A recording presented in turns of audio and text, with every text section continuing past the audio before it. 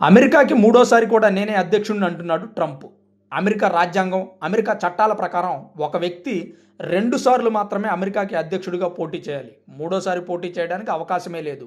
ఒకవేళ అలా పోటీ చేయాలంటే ప్రజల మద్దతు తప్పకుండా ఉండాలి. ప్రజలు అతనే కావాలని కోరుకోవాలి. అమెరికా అధ్యక్షుడు జార్జ్ వాషింగ్టన్ కూడా అమెరికాకి 2 సార్లే అధ్యక్షుడిగా పనిచేశారు. ఆ తర్వాత వచ్చిన అధ్యక్షులంతా అదే సాంప్రదాయాన్ని కొనసాగించారు. కానీ ఫ్రాంక్లిన్ రోజ్వెల్ట్ మాత్రం 4 సార్లు ఆ దేశానికి అధ్యక్షుడిగా పనిచేశారు.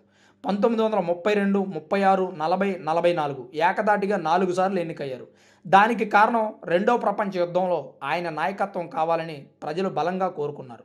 1945లో రోజ్వెల్ట్ మరణాంతరం ఒక చట్టాన్ని తీసుకొచ్చారు.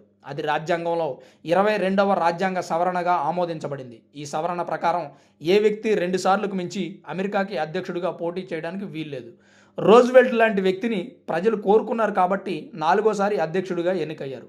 కానీ ట్రంప్ని ప్రజలు తీవ్రంగా వ్యతిరేకిస్తున్నారు. అయినా మూడోసారి నేనే అధ్యక్షుడిని అవుతానని చెప్పి ట్రంప్ మాట్లాడుతున్నారు.